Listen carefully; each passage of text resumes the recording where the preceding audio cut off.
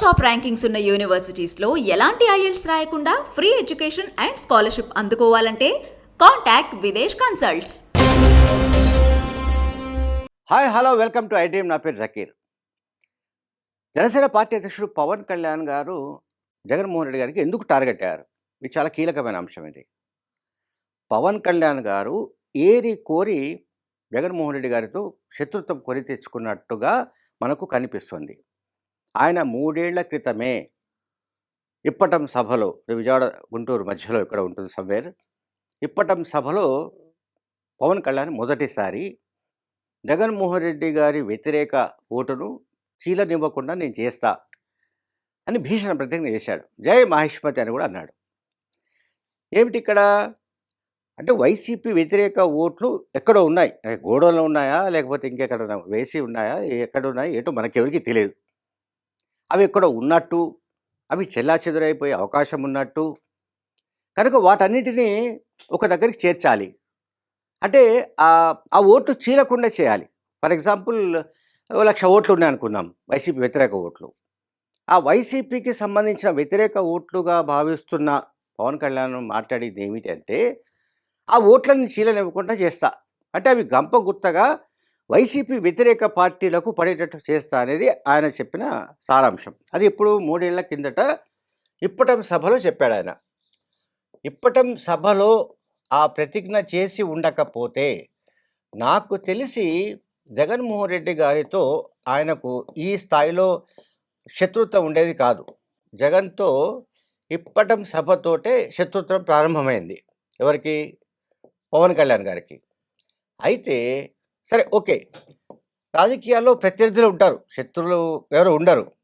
కానీ అవతలి ఒక బలమైన వ్యక్తిని, ఒక బలమైన రాజకీయ పార్టీ నాయకుడి గురించి ఆయనకు వ్యతిరేకమైన వాతావరణం ఒకటి ఉంది, పెద్ద ఎత్తున ఆయనకు వ్యతిరేకమైన ఓటు బ్యాంక్ ఉంది, నేను దాన్ని చీలనివ్వకుండా చేస్తా అని చెప్పడం, ఆ తర్వాత తెలుగుదేశం పార్టీతో చేతులు కలపడం, ఆయనే స్వచ్ఛందంగా అంటే ఏకపక్షంగా, ఈవెన్ ఇప్పుడు 2 పార్టీలు కలిసి కూటమిగా ఏర్పడుతున్నాయి అనుకుందాం, పొత్తులు పెట్టుకుంటాయి అనుకుందాం, 2 పార్టీల అధినేతలు దాన్ని ప్రకటిస్తారు మీడియా సమావేశం పెట్టి. కానీ రాజమండ్రి సెంట్రల్ జైలు బయట పవన్ కళ్యాణ్ ఏకపక్షంగా ప్రకటించేశాడు. అది రెండోది. ఓకే, ఒకటేమో ఇప్పటం సభ మీకు చెప్పాను నేను. ఓకే, ఇక రెండో పాయింట్ ఈ రాజమండ్రి జైలు, ఆ తర్వాత అక్కడ పవన్ కళ్యాణ్ ఏకపక్ష నిర్ణయం. Okay, right.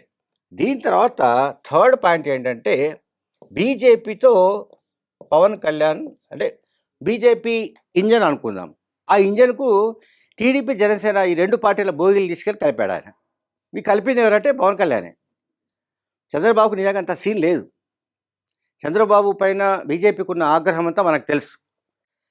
కనుక బీజేపీ అంత త్వరగా చంద్రబాబు నాయుడును నమ్మడం కానీ, చంద్రబాబు నాయుడుతో మళ్ళీ స్నేహం చేయాలన్న ఆలోచన కానీ బీజేపీ చేయదు. కానీ బీజేపీ నాయకత్వాన్ని 1కి 2 సార్లు 3 సార్లు వెళ్ళి అవసరమైతే చీవాటు తిని పొత్తుకు అంగీకరించే విధంగా పవన్ కళ్యాణ్ గారు ప్రయత్నించారు, సక్సెస్ అయ్యారు. ఇది థర్డ్ పాయింట్. ఓకే, ఇప్పుడు నేను 3 పాయింట్స్ చెప్పాను. ఇప్పటం సభలో జగన్మోహన్ రెడ్డి గారికి వ్యతిరేకంగా ఆయన మాట్లాడిన తీరు, జగన్మోహన్ రెడ్డి గారు జగన్కు వ్యతిరేకమైన ఓట్లను చీలనివ్వకుండా చేస్తారన్న ఒక ప్రతిజ్ఞ. రెండోది వచ్చేసి రాజమండ్రి జైలు దగ్గర ఏకపక్ష అంటే నేను అనేది జగన్ గారికి రాజకీయంగా అసలు జనసేన పార్టీ ఏమాత్రం పోటీ కాదు, పవన్ కళ్యాణ్ గారు అసలే పోటీ కాదు. అంటే జగన్తో సమవుజ్జి అనుకున్నా కూడా అది చంద్రబాబు నాయుడు మాత్రమే. చంద్రబాబు నాయుడునే ఆయన ప్రధాన ప్రత్యర్థిగా భావిస్తాడు, పవన్ కళ్యాణ్ భావించాడు. కానీ పవన్ కళ్యాణ్ ఏం చేశాడంటే ఈ ఆంధ్రప్రదేశ్ పాలిటిక్స్లో ఆయన 2024 ఎన్నికల నేపథ్యంలో ఆయన డైరెక్ట్గా చాలా క్రియాశీలమైన పాత్ర పోషిస్తూ వచ్చాడు జగన్మోహన్ రెడ్డి గారికి వ్యతిరేకంగా. అయితే ఇప్పుడు నేను చెప్తున్నదంతా స్టోరీ ఏంటంటే చంద్రబాబు నాయుడు మెయిన్ టార్గెట్ ఎవరికి?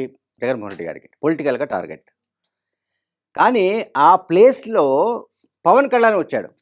ఇది చాలా ఆశ్చర్యకరమైన విషయం. పవన్ కళ్యాణ్ గారికి రాజకీయ అనుభవ రాహిత్యం అనండి, లేదా ఆయనకి ఎవరు సలహాలు ఇవ్వని పరిస్థితి కానివ్వండి, లేదా ఆయన ఎవరి సలహాలు వినని పరిస్థితి కావచ్చు. మొత్తం మీదైతే పవన్ కళ్యాణ్ డైరెక్ట్గా టార్గెట్ అయ్యాడు. ఎవరికి? జగన్మోహన్ రెడ్డి గారికి పొలిటికల్గా. సో ఇప్పుడు జగన్మోహన్ రెడ్డి గారు, ఆంధ్రప్రదేశ్ ముఖ్యమంత్రి వైసీపీ అధినేత జగన్మోహన్ రెడ్డి గారు కాకినాడ దగ్గర అచ్చంపేట అనే ప్రాంతంలో మేమంతా సిద్ధం పేరిట జరిగిన సభలో అని ఏం మాట్లాడారో మనం ఒకసారి విందాం. పిఠాపురం నుంచి నాకు తల్లి లాంటిది నా అక్క గీతమ్మ నిలబెడతా ఉంది. ఒకటే ఒకటి నేను చెప్తా ఉన్నాను, పిఠాపురంలో ఉన్న ప్రతి ఒక్కరూ ఆలోచన చేయమని కొడతా ఉన్నాను. లోకల్ హీరో కావాలన్నా లేకపోతే సినిమా హీరో కావాలన్నా అని ఆలోచన చేసుకోమని కొడతా ఉన్నా.